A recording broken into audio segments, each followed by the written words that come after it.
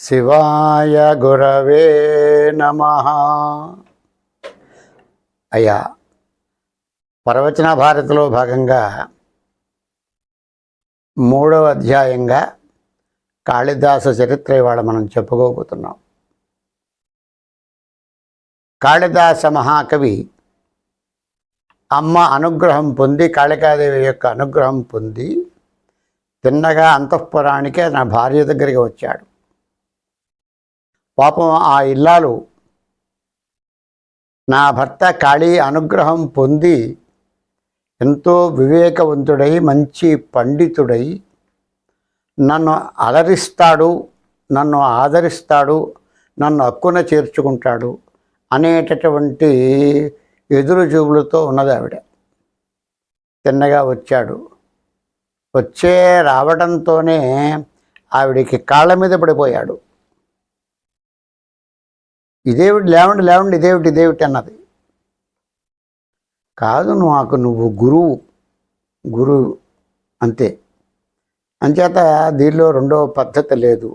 నేను మూర్ఖుణ్ణి, అలా మూర్ఖంగా ఉన్న నన్ను ఇప్పుడు మహాకవిగా తయారయ్యానంటే నువ్వే కారణము. నీ వల్లనే అమ్మ అనుగ్రహం పొందారు. అంచేత నువ్వు నాకు తొలి గురువు అన్నాడు. ఎంత చెప్పినా అతను మాట వినలేదు సరే కదా, పట్టిన పట్టు వీడలేదు.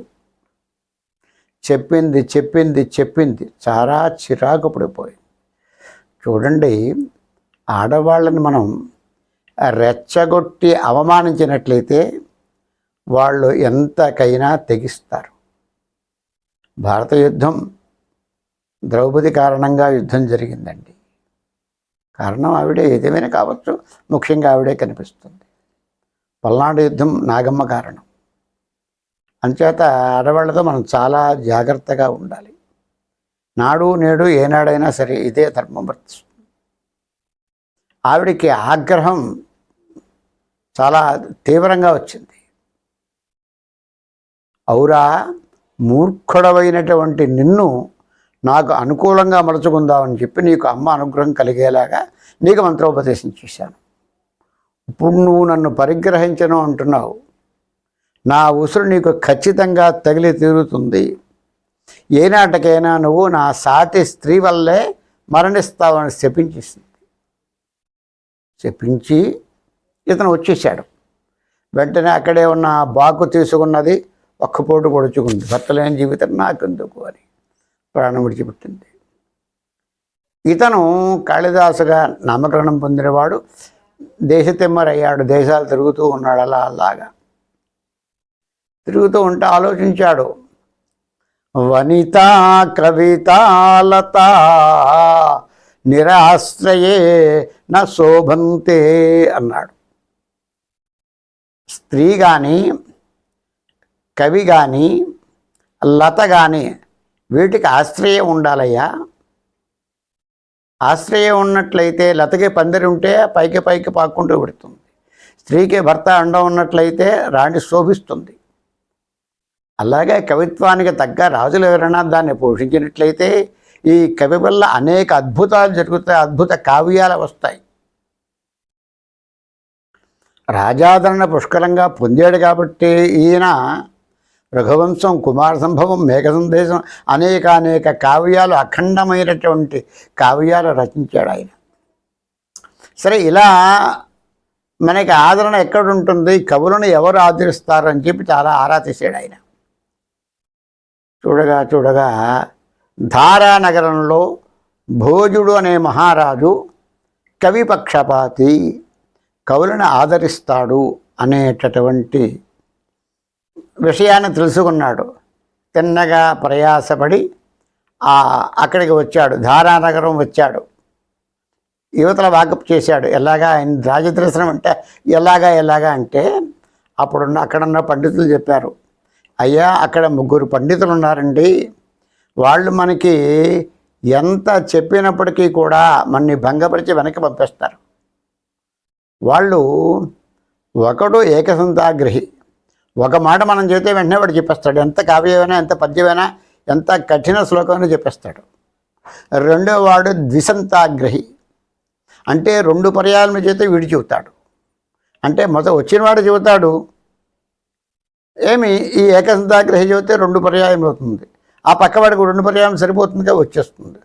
ఇక మూడవ వాడు త్రిసంతాగ్రహి, 1 2 3 3 మాట చేత ఈయనకి వచ్చేస్తుంది. ఎవరైనా కవిత్వం చెబుతాను వెళ్ళారే అనుకోండి, కవిత్వం చెబుతావా, ఏం చెబుతావు అంటే ఏదో కష్టపడి మంచి శ్లోకాన్ని ధారణ చేసి చెప్పాడు ఆయన. ఒరే ఇది మా నాయన మన చిన్నప్పుడు చెప్పేదిరా అని వెంటనే చెప్పేశాడు.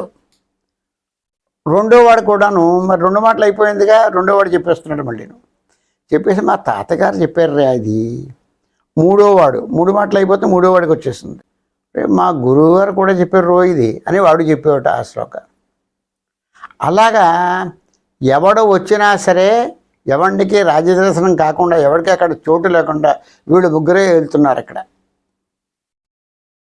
ఈ విషయం తెలుసుకున్నాడు కాళిదాసు.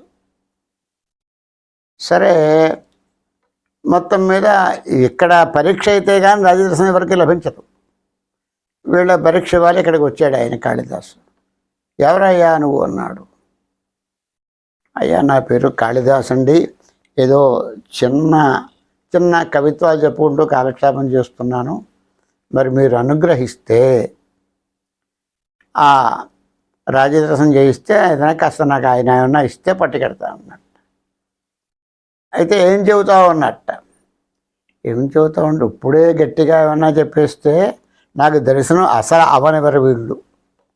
అంచేత ఏమిటంటే ఏదో హాస్యభరితంగా చెబుదామని చెప్పి లోపల అనుకుని, అయ్యా నేను చిన్నవాడిని, మీరు పెద్దగా ఏమనుకోకండి, ఏదో చెబుతానంటే చెప్పండి అన్నారు. అస్తిక పకవశ్చైవా చల్లవ తెల్ల కుక్కవత్ భోజతే కీర్తి పునఃసన్యాసి దంతవతు అన్నాడు. మహారాజా నీ కీర్తి తెల్లని కొంగవలే, తెల్లని మజ్జిగవలే. ఏమి మహారాజా, మరి సన్యాసి దంతాలు బాగా తోగుతాడు ఎప్పుడు కూడా. సన్యాసి కూడా పనే ఉండదు కదా, ఆ దంతాలు తోవడం అంటే తెల్లగా ఉంటాయి. అంటే వీడేం చెప్పాడు, మహారాజా మీ కీర్తి ఆ సన్యాసి దంతంలా తెల్లగా ఉంటుంది, అంత కీర్తి ఉంది మీకు అన్నట్టు. వీళ్ళు పగలబడి నవ్వుకున్నారు. ఓహో ఇలాంటి వాడిని తీసుకెళ్తే మనకేం ప్రమాదం ఉండదు, పైగా రాయు కొత్త వాడిని తీసుకురా, కొత్త వాళ్ళని తీసుకురా అని చెప్పొద్దుంటున్నాడు మన్ని. అంచేత వీడిని తీసుకున్నట్లయితే వాడు ఆయన విసుక్కుంటాడు, మరి ఇలాగే ఉన్నారయ్యా అందుకే మనం తీసుకురావట్లేదని చెప్పచ్చు, ఎప్పుడు మన కొత్త వాడిని తీసుకురావమని అండవు అనుకున్నారు వీళ్ళు. సరే ఇతనికి మొత్తం మీద రాజదర్శనం చేయించారు, వెళ్ళాడు. మహారాజా ఈయన పేరు కాళిదాసట, ఈయన చాలా గొప్ప కవి, నిష్ణాతుడు, మాకంటే గొప్పవాడు కూడాను అన్నారు. అంత గొప్పవాడా, ఏదయ్యా ఏది చెప్పు, శ్లోకం చెప్పు, చూస్తానికి ఏమొచ్చో చెప్పు అన్నట్ట.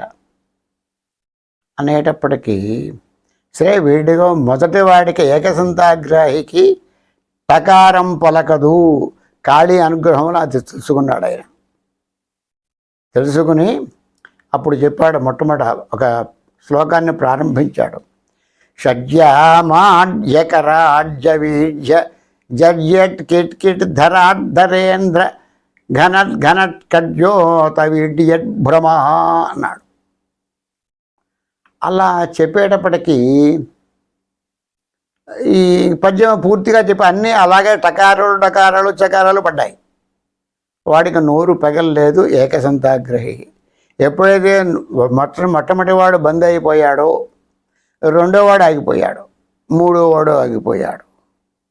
అప్పుడు సరైనటువంటి శ్లోకాన్ని అప్పుడు చెప్పాడు. చెబితే మరి వీడు చెప్పేస్తారు కదా, రాజా మేము చెబుతాం అన్నట్ట. కమడం అని ఆగ్రహించి హుంకారం చేసేటప్పటికీ వాళ్ళు అక్కడ బిగిసిపోయి ఆగిపోయారు. మరి పూర్తిగా సంపూర్ణంగా కాళీ అనుగ్రహం ఉన్నవాడు కదా ఈయన. అప్పుడు తన బాటలో చక్కటి శ్లోకాన్ని అత్యంత రమణీయంగా చెప్పాడు. చెప్పేటప్పటికి ఎందుకో రాజుగారు మొహం పక్కకి తిప్పుకున్నట్ట. అయ్యో నా అదృష్టం ఎలా ఉందేమిటి, ఇంత చక్కటి పద్యం చెబితే రాజుగా నచ్చలేదే అని మరొక పద్యం చెప్పాడు, మరొక శ్లోకం చెప్పాడు. మొదట తూర్పుగా ఉన్నాడు, దక్షిణాన్ని తిరిగాడు. రెండవ పద్యం చెప్పేటికి మళ్ళీ పశ్చిమాన్ని తిరిగట. మరొక పద్యం చెప్పాడు. చెబితే ఉత్తరానికి తిరిగాడు. తను చెబితే అయ్యో నేను వచ్చిన వేళా విశేషం ఎలా ఉన్నది, అసలు దరిద్రుడు ఎక్కడికి వెళ్ళినా ఒకలాగే ఉంటుందేమో, ఎంత సారాభూతంగా ఎంత చక్కటి ఆ యొక్క సాహిత్యాన్ని గూర్చి నేను చెప్పిన పద్యం వృధా అయిపోయింది. సరే చిట్ట చివరగా ఇంకొక శ్లోకం చెబుదాం, అది రాజుకు నచ్చుతుంది లేదా మన దారిని మనం పోదాం అనుకున్నాడు. అప్పుడు తన శక్తి అంతా కూడదీసి అమ్మని కాళికాదేవిని తలుచుకొని చక్కటి శ్లోకాన్ని మళ్ళీ చెప్పాడు. చెప్పేటప్పటికీ వెంటనే ఆయన జరజర సింహాసనం దిగి వచ్చేసాడు. మహానుభావ ఇంక మీరేమీ చెప్పకండి అన్నట్ట. ఏమి చెప్పొద్దంటున్నాడు ఏమిటి ఈయన, నచ్చితే నచ్చిందని లేకపోతే లేదనాలి, ఇంకే నన్ను చెప్పొద్దంటాడు ఏమిటి అని ఆయన అనుకుంటున్నాడు.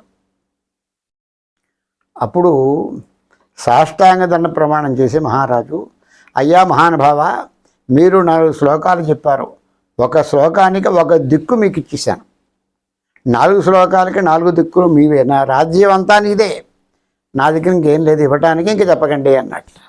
ఆశ్చర్యపోయాడు. అదేమిటి మహారాజా, నేనేదో నీ ఆస్థానంలో ఉండి చిన్న కొలువు సంపాదించి ఆస్థాన విద్వాంసుడుగా రాణిద్దామని చెప్పి నేను వచ్చినట్లయితే మరి నాకు రాజ్యం ఎక్కమంటే, సింహాసనం ఎక్కమంటే నేనేం చేయగలను, రాజ్యం నేనేం చేయగలను, ఎవరి కృషి వాళ్ళు చేయాలి, బ్రాహ్మణుడు చేసే పని బ్రాహ్మణుడు చెయ్యాలి. ఇవాళ చేయట్లేదు అనుకోండి, ఎవరు చేసే పని వాళ్ళు చెయ్యాలి. మరి నువ్వు రాజ్యం వెళ్ళాలి, ప్రజారాజ్యంగా రాజ్యం వెళ్ళాలి, నీకు అనేక సాహిత్య విషయాలు చెబుతూ నిన్ను అలరిస్తూ నిన్ను సంతోషపడుతూ నీ యొక్క సమక్షంలో అనేక కావ్యాలు ముందు నేను రాయాలయ్యా, నన్ను కవిగానే ఉంచంటే అలా కాదంటాడు ఆయన. అప్పుడు పండిత సభ చేశారు, ధర్మ నిర్ణేతలు వచ్చారు. ఈ మాట ఈంది, ఆయన మాట ఆనది. అప్పుడు వాళ్ళ మధ్యమార్గంగా ఒక సూచన చేశారు, మహారాజా సరే రాజ్యం ఇచ్చేసానంటున్నారు మీరు, ఆయన నాకు వద్దంటున్నాడు. ఇలాంటి ధర్మ సంకటం వచ్చినప్పుడు ధర్మశాస్త్రంలో ఒక సూత్రం ఉన్నదయ్యా, అంటే ఎవరికైతే మీరు ఇచ్చేసామని చెప్పి దానం కాదు, అది అనుకున్నారు మానసికంగా, అయినా మీరు అంగీకరించట్లేదు. అయితే అలా ఇచ్చినటువంటి దాన్ని ఆయనకి విశేషంగా ధనము బంగారము రత్నరాశులు ఇచ్చి రాజ్యాన్ని మీరు పరిగ్రహించండి, ఇది మధ్య మార్గం, ఇది ధర్మశాస్త్రము ధర్మ నిర్ణయం అన్నారు వాళ్ళు. అలా అయినప్పటికీ సరే అంగీకరించారు. అప్పుడు విశేషంగా బంగారము మణులు మాణిక్యాలు వజ్రాలు అనేక విధాలుగా ధనరాశులు ఇచ్చి మరి ఆ రాజ్యాన్ని ఆయన పరిగ్రహించాడు. ఆ తర్వాత అయ్యా మహానుభావ, ఈ క్షణం నుంచి మీరు నా ఆస్థాన ప్రధాన కవులుగా ఉండి నా రాజ్యాన్ని నన్ను మీరు చల్లగా దీవించండి అన్నారు. సరే అని చెప్పి అక్కడ ఆ కొలువులో స్థానం దొరికింది ఈయనకి. చాలా కాలం ఆ కొలువులో ఉండిపోయాడు. అనేక విషయాలని అనేక సమస్యల్ని ఈయన పరిష్కరిస్తూ ఉన్నాడు. విషమ సమస్యలను పరిష్కరిస్తున్నాడు, సమస్య పూరణలు చేస్తూ ఉన్నాడు, రాజుకి విపరీతమైన ఆనందం కలగజేస్తున్నాడు. ఇలా ఉండగా రాజాంతఃపురంలో ఆ మహారాజ భార్య భానుమతి ఆవిడ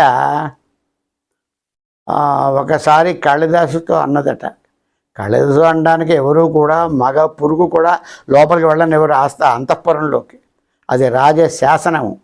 వెళితే ఎవరు వెళ్ళాలండి, రాజుకి అత్యంత సన్నిహిత బంధువులు మాత్రమే వెళ్ళాలి, రాజగురువు కూడా అవకాశం లేదు. అయినప్పటికీ కూడా అలాంటి చోట ఈ కాళిదాసు అంతఃపురంలోకి యథేచ్ఛగా వెళ్ళడం రావడం కూడా జరిగేది. ఆ చనువుతోటి ఆవిడ అన్నది కదా భానుమతి, అయ్యా మహానుభావ, మీలాంటి ఉత్తమ పండితుడు నా భర్తకి స్నేహితుడిగా ఉన్నాడే, అతను జోదక్రియకి బానిసైపోయాడు, అది మీరు వద్దని చెప్పచ్చు కదా అన్నాడు. అందుకోసమేనమ్మా నేను చూస్తున్నాను, అతను మహారాజు, రాజాను జోదం మానేయంటే ఆయనకి ఆగ్రహం వస్తే తలకాయ తీసి కింద పెడతాడు, తల తగ్గొడతాడు. ఆయన ఏం చేయలేము, మేము సమయం కోసం చూస్తున్నాం అన్నాడు. అంటే ఏమిటంటే ఈ మహారాజుకి కొంతకాలంగా జోద వ్యసనం పట్టుకున్నది. ఇంకా జోదం అంటే రెండో మాట ఏం పట్టించుకోరు, రెండో విషయాన్ని పట్టించుకోరు.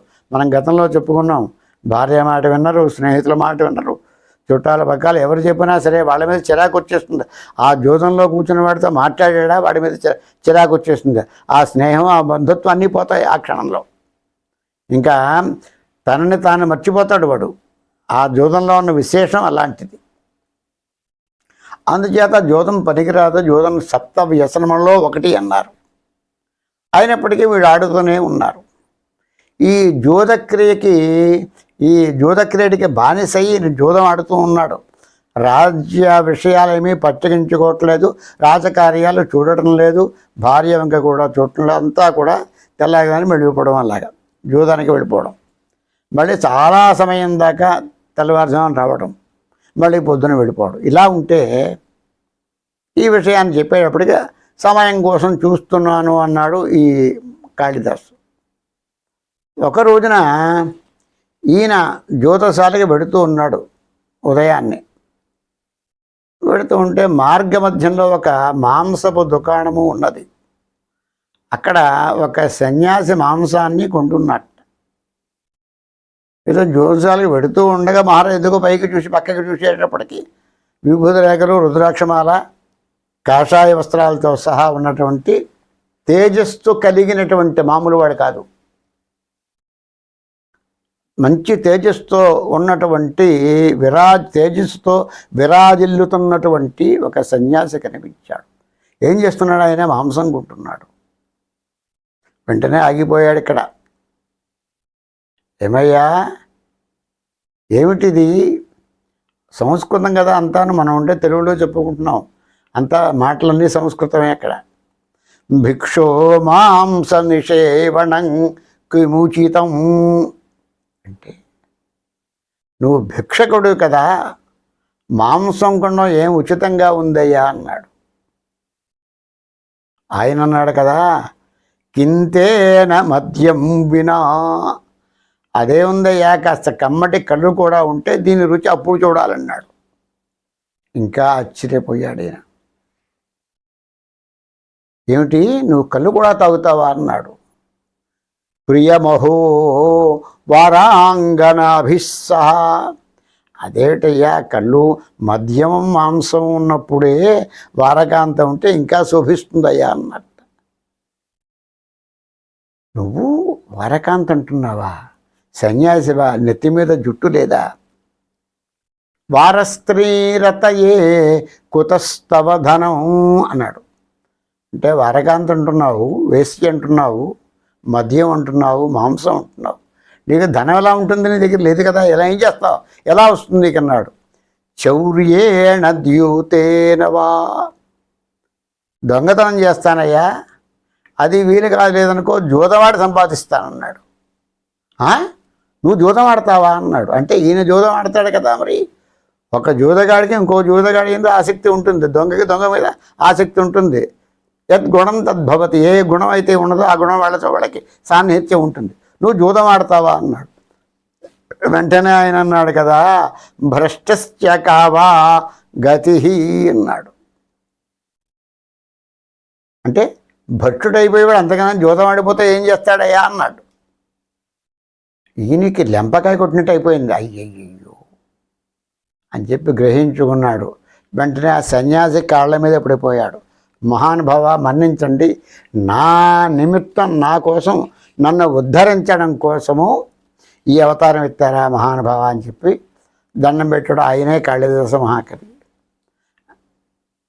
ఇది నేటి నుంచి ప్రమాణం చేస్తున్నానయ్యా, ఈ క్షణం నుంచి నేను జూదం ఆడను అన్నాడు. మళ్ళీ నాటి నుంచి ఏనాడు ఆయన జూదం శాలకి వెళ్ళలేదు, జూదం ఆడను లేదు. అంటే మహాత్ముల సాన్నిహిత్యం ఉన్నట్లయితే ఎటువంటి వ్యసనమే కాదు, ఎటువంటి వంకర్ల మనలో ఉన్న అన్నీ తీరతాయి. సక్రమంగా వాళ్ళు మన్ని సరిచేస్తారు, చక్కటి మార్గాన్ని మనకి నడిపిస్తారు, మార్గ దర్శులు అవుతారు వాళ్ళు మనకి. అతను ఉత్తముడు అయి ఉండాలి, మన స్నేహితుడు ఉత్తముడు అయి ఉండాలి. వాళ్ళ సంభాషణ చక్కటి శ్లోకంగా ఉన్నది, అవతరించండి. భిక్షో మాంస నిషేవణం కిముచితం కింతేన మద్యం వినా మద్యం చాపి తవ ప్రియం ప్రియమహో వారాంగనాభిస్సహ వారస్త్రీరతయే కుతస్తవ ధనం భ్రష్టస్య కావాగతి. అలాగా ఆయన ఆస్థానంలో ఉండి అనేక సమస్యల్ని పరిష్కరిస్తూ, విషమ సమస్యలను కూడా పరిష్కరిస్తూ, అనేక సమస్యాపూరణలు చేస్తూ, అనేక విషయాలను ఆయనకి గరుపుతూ, మరి మంచి విషయాలను ఆయనకి చెబుతూ కాలక్షేపం చేస్తున్నాడు. స్వస్తి. మిగిలిన భాగం తర్వాత చూద్దాం. స్వస్తి.